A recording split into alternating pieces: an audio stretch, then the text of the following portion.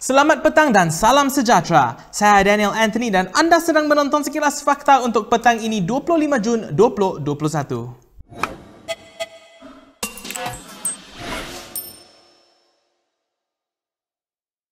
Akhirnya tanda lebih jelas mengenai pembukaan semula sidang Parlimen muncul pada hari ini. Ini selepas yang di-Pertua Dewan Rakyat Azhar Azizan Harun dan Presiden Dewan Negara Rais Yati mengeluarkan satu kenyataan bersama. Berdasarkan jangkaan mereka, sidang parlimen secara hybrid boleh diadakan pada akhir Ogos atau selewat-lewatnya minggu pertama September. Menurut Azhar dan Rais, satu sidang khas perlu diadakan pada awal Ogos bagi memperincikan resolusi berkaitan sidang parlimen hybrid termasuk beberapa pindaan ke atas peraturan mesyuarat. Garis masa yang dicadangkan itu selaras dengan jangkaan yang dibuat oleh Perdana Menteri Muhyiddin Yassin sebelum ini. Muhyiddin ketika mengumumkan Pelan Pemulihan Negara menyatakan Parlimen akan bersidang apabila negara memasuki fasa ketiga dijangka seawal September. Bagaimanapun banyak pihak berpendapat ia tidak menepati titah yang di-Pertuan Agong yang meminta Parlimen dibuka secepat mungkin. UMNO kini hampir pasti akan menangguhkan pemilihan partinya. Ini selepas majoriti ahli majlis tertinggi bersetuju menangguh pemilihan parti selama 18 bulan mengikuti perlembagaan parti. Menurut sumber yang juga ahli MT UMNO, kata sepakat itu dicapai melalui satu resolusi yang dibuat secara dalam talian ekoran Perintah Kawalan Pergerakan.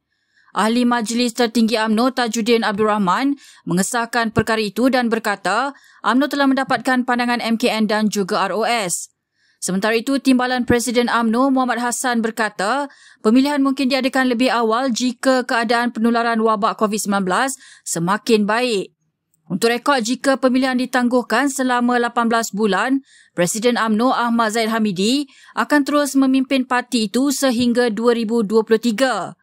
Ketika ini, Zahid dilihat berhadapan dengan krisis kepercayaan di kalangan ahli parti dan juga gabungan Barisan Nasional. Berita seterusnya, Menteri Dalam Negeri Hamzah Zainuddin diarah untuk membuat keputusan dalam tempoh 14 hari berhubung pendaftaran pejuang sebagai parti politik. Arahan itu dikeluarkan oleh Mahkamah Tinggi Kuala Lumpur pada hari ini. Hakim Ahmad Kamal Mat Syahid pagi ini membenarkan permohonan simakan kehakiman pejuang untuk menggesa menteri itu membuat keputusan berhubung rayuan parti itu. Ini selepas Jabatan Pendaftar Pertubuhan ROS menolak permohonan pendaftaran mereka pada Januari lalu. Semasa prosiding dalam talian hari ini, Hakim memutuskan tempoh 5,5 bulan yang berlalu sejak pejuang mengemukakan rayuannya pada bulan Januari adalah melebihi masa yang sepatutnya bagi menteri itu untuk membuat keputusan. Walaupun prosiding undang-undang sedang berjalan, pejuang mendakwa menerima amaran dari ROS pada 10 Mei untuk menghentikan semua aktiviti keahlian dan penggunaan logo parti. Kerajaan pada hari ini bersetuju untuk melaksanakan operasi membanteras ketidakpatuhan SOP secara besar-besaran di seluruh negara. Operasi yang dikenali sebagai OPATO itu akan disertai oleh semua agensi-agensi penguatkuasaan di bawah Kementerian Dalam Negeri. Akan kita tumpukan di kawasan-kawasan hotspot COVID-19 di seluruh negara, terutamanya di kawasan perkilangan dan perindustrian utama.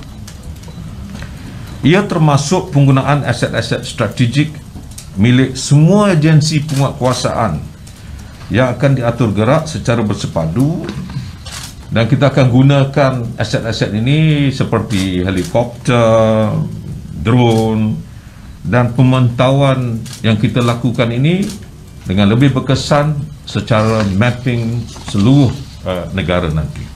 Menurut Hamzah, jika operasi ini dijalankan dalam tempoh tertentu, ia dijangka dapat membawa negara beralih ke fasa kedua Pelan Pemulihan Negara.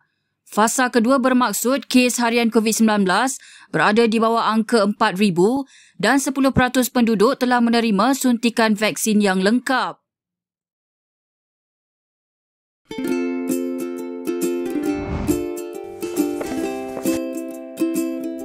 Shellfish, red meat, and beer.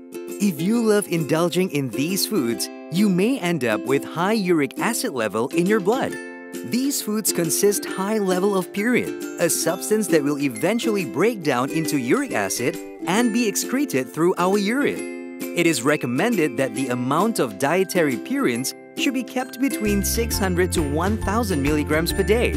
Having too much uric acid in your blood can cause attacks of gout. It can also cause kidney stones and blockage in the kidney. The crystallization of the excessive uric acid in your blood can be eased by reducing purine-rich food to only 100 to 150 milligrams daily, maintaining a healthy lifestyle, and consuming urinary alkalinizer like Ural. It consists of sodium bicarbonate, citric acid, and sodium citrate that increases the urinary pH and solubility of uric acid to prevent crystallization. Best of all, it's lemon-flavored and sugar-free. Ural, effective urinary alkalinizer. Neutralize your uric acid problem now.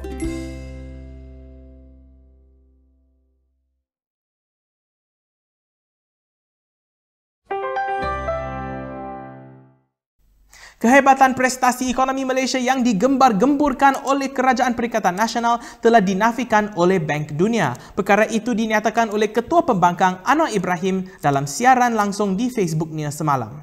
Disebut, dikaji semula, turun 25%. Ya. Kerana lemahnya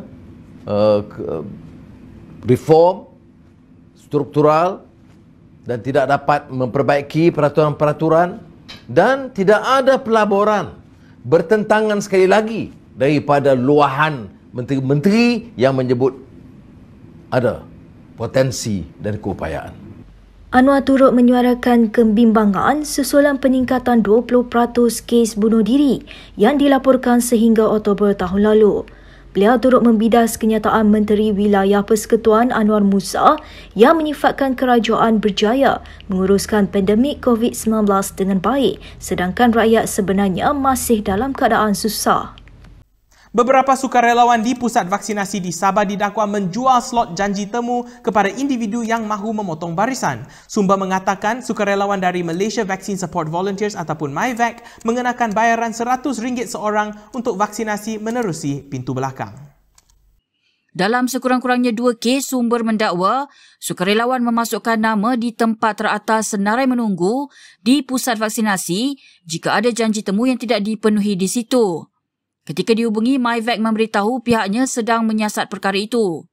Untuk rekod, PPV di seluruh negara memang mempunyai senarai menunggu tidak rasmi sebagai persediaan menggantikan individu yang tidak dapat memenuhi janji temu mereka. Ini kerana semua vaksin di dalam berbuli mesti digunakan setelah dibuka. Ketika dihubungi berkenaan dakwaan itu, Badan Bertindak Imunisasi COVID-19 CITF berkata, pihaknya telah membuat 2 laporan polis berhubung dakwaan janji temu dijual di sektor swasta. Semalam polis menahan 3 individu yang didakwa mengenakan bayaran RM420 untuk 2 dos vaksin dengan bayaran dibuat selepas vaksinasi selesai dilakukan. Berikut beberapa lagi ringkasan berita untuk hari ini.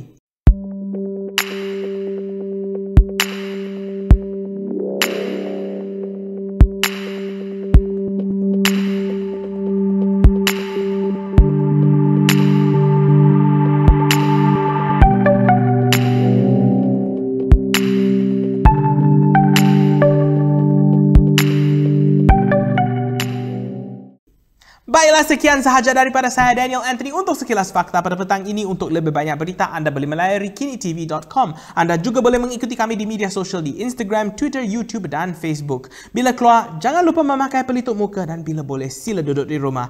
Saya Daniel Anthony, salam hormat dan jumpa lagi.